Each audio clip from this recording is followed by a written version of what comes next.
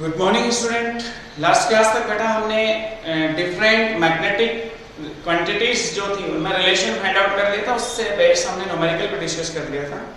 आज हम पढ़ेंगे लास्ट टॉपिक मैग्नेटिक हाइस्टेरेसिस कर्व। इसका जो बीच का मटेरियल था या जो बीच के टॉपिक्स थे वो हट गए हैं। कुछ क्लासिफिकेशन ऑफ मैग्नेटिक मटेरियल वो वाला टॉपिक हट गया। उसके बाद आपका लास्ट टॉपिक बचता है मैग्नेटिक हाइस्टेरेसिस कर्व, और एक इसमें क्यूरी लॉ है और क्यूरी टेम्परेचर की बात होगी। ठीक है ना, छोटा सा टॉपिक है। तो आज हम बात करेंगे हाइस्टेरेसिस कर्व, मैग्नेटिक हाइस्टेरेसिस कर्व, और इसको हम बीएच कर्व भी बोलते हैं। बीएच कर्व, इसका मतलब बी और एच के बीच ग्राफ खींचना है आपको, और कुछ भी नहीं करना। बी आपका मैग्नेटिक फील्ड इंडक्शन और एच मैग्नेटिक फील्ड इंडक्शन या इंटेंसिटी, मैग्नेटिक फील्ड इंटेंसिटी। ठीक है ना, एच इसको हम बोलते हैं। इन दोनों में रिलेशन होता है B equals to mu nought H या B equals to mu H. ठीक है ना, मीडियम में हो तो अब हम इसको कैसे डिफाइन करेंगे, कैसे ग्राफ बनाएंगे, तो मैं बता दूं। पहले जो ग्राफ है उसमें अपन H तो अपन x एक्सिस पे लेंगे। x एक्सिस पे आप H लोगे एम्पियर पर मीटर जिसकी यूनिट होती है, और y एक्सिस पे मैग्नेटिक फील्ड जिसकी यूनिट टेस्ला होती है। ठीक है, ये इस तरह से ग्राफ बनाएंगे। ये आपका ओरिजिन होगा, सेंटर O से ग्राफ आपका स्टार्ट होगा। अब इसके लिए करना क्या होता है, आपके पास एक मैग्नेटिक मटेरियल होगा जिसको आप एक सोलेनॉइड की एक्सिस पे रखोगे। सोलेनॉइड की एक्सिस पे एक मैग्नेटिक मटेरियल, कोई भी सब्सटेंस होगा रॉड टाइप के, वो आपने उसकी एक्सिस पे रखा होगा। अब आप क्या कर रहे हो कि भाई मुझे उसको मैग्नेटाइज करना है। ठीक है ना, उसके अंदर मैग्नेटिक प्रॉपर्टीज आ जाए या वो मैग्नेट के जैसे बिहेव करे। तो उसके लिए मैंने क्या किया, सोलेनॉइड की कॉइल में करंट फ्लो करा। जैसे मैं करंट फ्लो कराऊंगा तो एक्सिस पे मैग्नेटिक फील्ड प्रोड्यूस होगा। ठीक है, तो जैसे मैग्नेटिक फील्ड प्रोड्यूस होगा और मैं करंट की वैल्यू धीरे धीरे इंक्रीज करूंगा तो मैग्नेटिक फील्ड धीरे धीरे इंक्रीज करेगा, और मैग्नेटिक फील्ड इंटेंसिटी भी इंक्रीज करेगी। मतलब बी और एच दोनों एक साथ इंक्रीज करेंगे। ठीक है, जिससे आपका जो मैग्नेटिक सब्सटेंस है वो मैग्नेटाइज होगा। तो जैसे जैसे आपने करंट की वैल्यू इंक्रीज करी, बी और एच इस तरह से लीनियर या थोड़ा सा कर्व शेप में इस तरह से इंक्रीज करेंगे।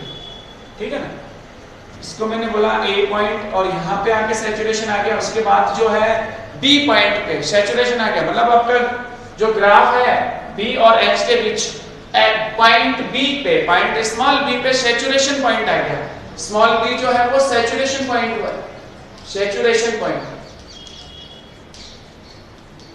इसके बाद आप करंट सोलेनॉइड में कितनी करंट इंक्रीज करो, एक लिमिट होगी कि वो जो मैग्नेटाइज, कितना मैग्नेटाइज हो सकता है मैग्नेटिक मटेरियल। ठीक है ना, ऐसा तो नहीं बहुत बड़ा मैग्नेट बन जाएगा। ठीक है ना, तो रॉड है उसमें कितना मैग्नेटाइजेशन होगा, ये कितना वो मैग्नेट के जैसे बिहेव करेगा। तो बी पॉइंट पे सैचुरेशन आ गया। आपने करंट कितनी बाद में इंक्रीज करी हो, उसके बाद उसका मैग्नेटिक फील्ड और एच के बीच कोई ग्राफ नहीं होगा या कोई वैल्यू इंक्रीज नहीं होगी। ठीक है ना, पॉइंट बी पे। उसके बाद हमने क्या किया कि जो करंट हमने इंक्रीज करी थी बी सैचुरेशन वाले में, उसके बाद करंट को डिक्रीज करना शुरू कर दिया। सोलेनॉइड से करंट को डिक्रीज करना शुरू किया तो हमने देखा बी और एच दोनों वैल्यू डिक्रीज हुई। सी पॉइंट पे आ गए, वापस कहां पे आ गए, सी पॉइंट पे। सी पॉइंट पे ध्यान से देखा तो पता चला कि यहाँ पे H की वैल्यू तो जीरो, एक्स एक्सिस वाली value zero, but why axis में जो वैल्यू मैग्नेटिक फील्ड उसकी वैल्यू OC है 8 पॉइंट C। जो सी पॉइंट है बेटा वहां पे हमारा H तो जीरो हो गया, H की वैल्यू तो जीरो थी, मैग्नेटिक फील्ड इंटेंसिटी H तो आपकी जीरो थी, बट B जीरो नहीं है। B की वैल्यू किसके इक्वल है, OC के equal. B is not equal to zero, इसकी वैल्यू कितनी है, OC। जो भी होगी ये वैल्यू मैग्नेटिक फील्ड की वो है। इस वाली कंडीशन को बोला जाता है retentivity of magnetic material. Retentivity of magnetic material.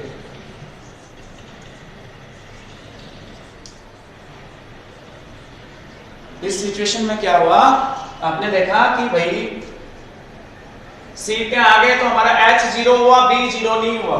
इस वाले पॉइंट को बोला जाएगा retentivity of magnetic material. Retentivity of magnetic material.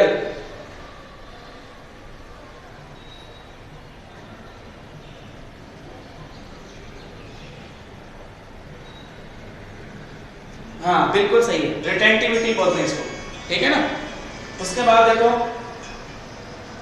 Next हमने क्या किया, करंट की डायरेक्शन चेंज कर दी। सोलेनोइड में करंट की डायरेक्शन क्या कर दी हमने, चेंज कर दी, ठीक है ना। करंट की डायरेक्शन चेंज करके और फिर धीरे धीरे हमने करंट को इंक्रीज किया माइनस में, डायरेक्शन चेंज करके करंट माइनस में इंक्रीज हुई, तो हमने देखा बी और एच दोनों डिक्रीज हुए। सॉरी, डायरेक्शन अभी चेंज नहीं करी, डायरेक्शन यहां चेंज करेंगे। अभी और वैल्यू डिक्रीज करी हमने, करंट की और वैल्यू डिक्रीज करी, तो हमें पता चला कि बी और एच दोनों डिक्रीज हुए, बी और एच दोनों डिक्रीज हुए। और पॉइंट स्मॉल डी पर, जो स्मॉल डी पॉइंट है बेटा, वहां पे हमने चेक किया कि b का वैल्यू तो 0 है, b equals to 0 but h is not equals to 0, और h की वैल्यू आपकी है od के इक्वल, o स्मॉल d के इक्वल, o स्मॉल d के इक्वल। तो आपने देखा कि यहां पे जो है b की वैल्यू 0 है but h is not equals to 0। Coercivity of magnetic material, इसको बोला जाता है क्योरेसिविटी ऑफ मैग्नेटिक मटेरियल। जिस पॉइंट पे ग्राफ में h 0 नहीं हो, b की वैल्यू 0 हो, उसको क्योरेसिविटी, और जिसमें h 0 हो, b इज नॉट 0, तो रिटेंटिविटी ऑफ मैग्नेटिक मटेरियल। उसके बाद आपने क्या किया, direction of current in solenoid inverse कर दी, और फिर करंट की वैल्यू इंक्रीज करी, तो आपने देखा b और h दोनों माइनस में इंक्रीज होने लगे, b और h दोनों माइनस में इंक्रीज होने लगे, और एक सैचुरेशन पॉइंट आ गया। उसके बाद E पे, E फिर से आपका एक सैचुरेशन पॉइंट आ गया, ये आपका कौन सा पॉइंट आ गया, सैचुरेशन पॉइंट। उसके बाद आप कितने ही करंट इंक्रीज करो, b और h की वैल्यू इंक्रीज नहीं होगी। फिर उसके बाद आपने करंट को डिक्रीज करना शुरू किया, डिक्रीज किया तो फिर वैसी कंडीशन आई, डिक्रीज करने पे E, फिर आप F पे पहुंच गए, F पे आपकी वही कंडीशन आ गई कि यहाँ पे B is not equals to 0, H equals to 0, वही रिटेंटिविटी वाली केस। F पे आपका H इक्वल्स टू 0 है, B is not equals to 0, B की वैल्यू आपकी है OF के equal, retentivity of magnetic substance. फिर आपने नेक्स्ट और डिक्रीज करना शुरू किया, ठीक है, करंट को और डिक्रीज किया, फिर ये कंडीशन आई G वाली, फिर आपका फाइनली ये ग्राफ आ गया, ठीक है ना। G वाले केस में फिर आपका नेक्स्ट वही, यहाँ H is not equals to 0, B equals to 0, ठीक है ना, क्योरेसिटी वाली। इस तरह से आपका एक कर्व जो है ना वो कंप्लीट होता है, इसे बोला जाता है बेटा हाइस्टेरेसिस लूप। 4-5 कंडीशंस में ध्यान रखना है, इसमें 2 बार तो रिटेंटिविटी वाली कंडीशन होगी जहां पे h इक्वल्स टू 0 होगा, b is not equals to 0 होगा, और 2 बार क्योरेसिटी वाली कंडीशन आएगी जिसमें b 0, h is not equals to 0 होगा। हाइस्टेरेसिस कर्व से या मैग्नेटिक हाइस्टेरेसिस कर्व से, इसके एरिया से हमें ये पता चलता है कि लॉसेज कितना होगा। मैग्नेटिक मटेरियल को जब मैग्नेटाइज करते हैं तो उसमें एक हाइस्टेरेसिस लॉस होता है, तो ये एरिया जितना ज्यादा होगा हाइस्टेरेसिस लॉस उतना ज्यादा होगा, ये एरिया जितना कम होगा हाइस्टेरेसिस लॉस उतना कम होगा, ठीक है। और ये मैग्नेटिक सब्सटेंस जितना अच्छा, या मैं बोलूं कि जल्दी मैग्नेटाइज होगा, उसके लिए उसकी रिटेंटिविटी ज्यादा होनी चाहिए, क्योरेसिविटी कम होनी चाहिए। रिटेंटिविटी ज्यादा होनी चाहिए और क्योरेसिविटी कम होनी चाहिए, तो उस केस में वो जल्दी मैग्नेटाइज भी होगा, ठीक है। तो ये हमने हाइस्टेरेसिस कर्व को डिस्कस कर लिया। अब उसके बाद देखो 2 मैग्नेटिक सब्सटेंस, सॉफ्ट आयरन और स्टील के कर्व बना के देखेंगे। सॉफ्ट आयरन और स्टील को, जो एक्सपेरिमेंट था, सोलेनोइड की एक्सिस में हमने जो मैग्नेटिक सब्सटेंस रखे और दोनों के जब हमने वक्र ग्राफ बनाए, ठीक है ना, दोनों के लिए जब हमने ग्राफ बनाए स्टील और सॉफ्ट आयरन के लिए, तो दोनों में देखो क्या डिफरेंस था, ग्राफ कैसे बने थे वो चेक करो। और सेम कंडीशन थी कि एक बार आपने स्टील रख के ग्राफ बना लिया, दूसरी बार आपने सॉफ्ट आयरन। तो देखो सॉफ्ट आयरन के केस में जो ग्राफ था H और B के बीच, B आपका मैग्नेटिक फील्ड, H आपका मैग्नेटिक फील्ड इंटेंसिटी, तो जो ग्राफ था वो कुछ इस तरह से है।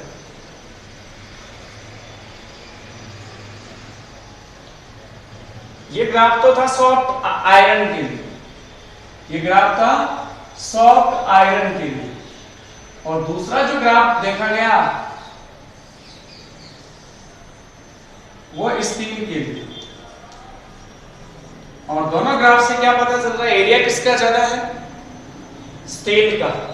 सॉफ्ट आयरन का कम है, इसका मतलब इसमें हिस्टैरिसीस लॉस कम होता है। और अगर इसमें हिस्टैरिसीस लॉस कम होता है तो जो ट्रांसफार्मर की प्लेट्स होती हैं, जो ट्रांसफार्मर की प्लेट्स होती है उसमें सॉफ्ट आयरन ही काम में लिया जाता है, इसमें सॉफ्ट आयरन ही काम में लिया जाता है। जो गैल्वेनोमीटर आपने डिजाइन किया था तो उसकी कॉइल के बीच में अपन ने एक सॉफ्ट आयरन की कोर रखी थी, उसका रीजन भी यही था कि सॉफ्ट आयरन का लॉस भी कम होता है, हिस्टैरिसीस लॉस कम होता है, इसलिए हम सॉफ्ट आयरन काम में लेते हैं। ठीक है, और एक और चीज ध्यान देने वाली चीज है कि रिटेंटिविटी किसकी ज्यादा है, रिटेंटिविटी दोनों केस में ध्यान से देखो, रिटेंटिविटी सॉफ्ट आयरन की ज्यादा होती है और क्यूरेसिविटी किसकी ज्यादा होती है, क्यूरेसिविटी स्टील की ज्यादा होती है। तो जिन मैग्नेटिक सब्सटेंस की रिटेंटिविटी ज्यादा हो, क्यूरेसिविटी कम हो, वो ज्यादा अच्छे होते हैं और उनके लिए लॉस कम होता है, उनमें हिस्टैरिसीस लॉस कम होता है। तो आपसे क्वेश्चन पूछ सकता है कि स्टील और सॉफ्ट आयरन के बीएच कर्व जो है वो ड्रॉ करो। उसके अलावा इसमें ये पूछ सकता है क्वेश्चन, भैया रिटेंटिविटी किसकी ज्यादा होती है, किसकी कम होती है, क्यूरेसिविटी किसकी ज्यादा होती है, किसकी कम होती है, एरिया किसका ज्यादा है, किसका कम है। तो इस टाइप से हम एरिया से ये पता कर लेते हैं कि भाई लॉस किसमें ज्यादा होगा, जिसका एरिया जितना कम होगा बीएच कर्व का मैग्नेटिक सब्सटेंस के लिए, जितना एरिया कम होगा बीएच कर्व में वो ज्यादा अच्छा होता है। तो ज्यादा अच्छा कौन सा हुआ हमारा, स्टील, सॉरी सॉफ्ट आयरन। ठीक है ना, अब अपन इस पे एक दो क्वेश्चन, या पहले अपन वो लॉ कर लेते हैं, Curie law and Curie temperature, Curie law and Curie temperature. भाई जी डस्टिंग ही करनी है, झाड़ू रहने। Curie law and Curie temperature,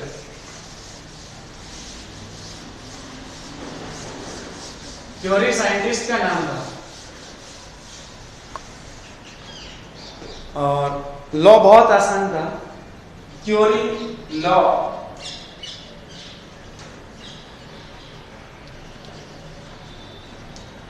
देखो क्यूरी एक साइंटिस्ट का नाम था, क्यूरी और वाइस, क्यूरी वाइस लॉ भी था और क्यूरी लॉ भी है, और क्यूरी टेम्परेचर की भी बात करेंगे। According to this law, according to Curie law, magnetic susceptibility of, magnetic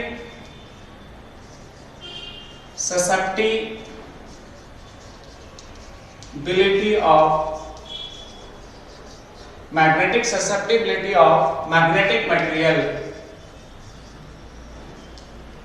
magnetic susceptibility of magnetic material is inversely proportional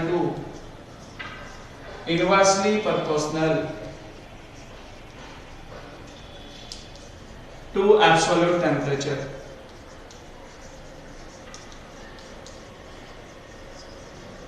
easy सा लॉ, एब्सोल्यूट टेम्परेचर के इनवर्सली प्रोपोर्शनल होगी क्या, magnetic susceptibility of magnetic material. ठीक है ना, उसको IM से denote करते हैं, inversely proportional to absolute temperature को T से डिनोट करते हैं। प्रोपोर्शनलिटी साइन हटाते तो यहाँ कांस्टेंट दिया जाता है C, क्यूरी कांस्टेंट। C को क्या बोला जाता है, क्यूरी कांस्टेंट। C जो है वो क्यूरी कांस्टेंट। ठीक है ना, वैल्यू फिक्स होती है। अब सुनो, अलग अलग मटेरियल के लिए ये तो था क्यूरी लॉ, इसी में था बीच में Curie Weiss law. Curie Weiss law ने थोड़ा सा इसमें चेंज किया और मैग्नेटिक ससेप्टिबिलिटी का फॉर्मूला लिखा C/T-TC, वेयर TC जो है ना वो क्यूरी टेम्परेचर है, TC को बोला जाता है क्यूरी टेम्परेचर। तो ये फॉर्मूला और ये फॉर्मूला सेम है। उसने बोला कि नहीं ऐसा भी होता है, C/T-TC एब्सोल्यूट टेम्परेचर और क्यूरी टेम्परेचर के डिफरेंस के इनवर्सली प्रोपोर्शनल होती है, उसने ये बोल दिया। ठीक है ना, तो ये क्यूरी वाइस लॉ है। और अपन एक बात और करते हैं इसमें Curie temperature, Curie temperature, Curie temperature जिसको TC से डिनोट करते हैं अपन। ठीक है ना, क्यूरी टेम्परेचर बहुत इजी टॉपिक। दो टाइप के मैग्नेटिक मटेरियल की बात करें तो फेरोमैग्नेटिक मटेरियल और एक पैरामैग्नेटिक मटेरियल। ठीक है ना, तो जिस टेम्परेचर पे फेरोमैग्नेटिक मटेरियल पैरामैग्नेटिक मटेरियल में कन्वर्ट हो जाता है उसे हम बोलते हैं क्यूरी टेम्परेचर। ठीक है ना, अलग अलग सब्सटेंस के लिए, अलग अलग फेरोमैग्नेटिक सब्सटेंस के लिए इसकी वैल्यू अलग अलग होती है, बुक में टेबल बनी हुई है। तो temperature eight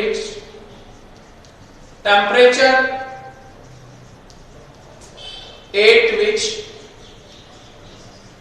A ferromagnetic substance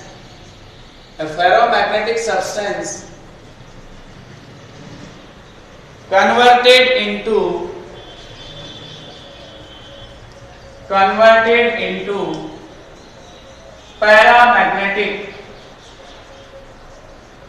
paramagnetic substance is called Curie temperature. Curie scientist का नाम था, ठीक है ना, उसने एक्सपेरिमेंट किया होगा और फिर वो अलग अलग सब्सटेंस के लिए वैल्यू अलग अलग फाइंड आउट किया, इज कॉल्ड क्यूरी टेम्परेचर। इसको अपन टीसी से डिनोट करते हैं। एक क्वेश्चन गिवन है बुक में, सॉल्व ही देखो। क्वेश्चन ये था एक फेरोमैग्नेटिक सब्सटेंस के लिए क्यूरी टेम्परेचर गिवन है टीसी 300 केल्विन। एक क्यूरी टेम्परेचर की वैल्यू गिवन है फॉर फेरोमैग्नेटिक सब्सटेंस, ठीक है, और एब्सोल्यूट टेम्परेचर गिवन है 420 केल्विन। मैग्नेटिक ससेप्टिबिलिटी काइएम की वैल्यू है 0.4 और आपसे सी की वैल्यू पूछी है, क्यूरी कांस्टेंट की वैल्यू पूछी है।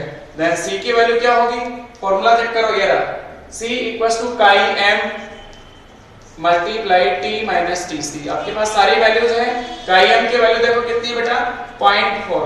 T की वैल्यू कितनी है आपके पास, absolute temperature 420 kelvin minus Curie temperature आपका है 300 केल्विन।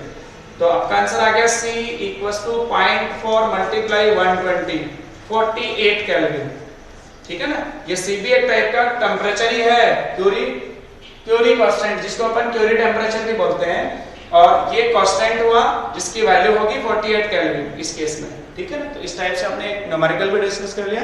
नेक्स्ट क्लास में बाकी न्यूमेरिकल डिस्कस करेंगे बेटा अपन। Thank you.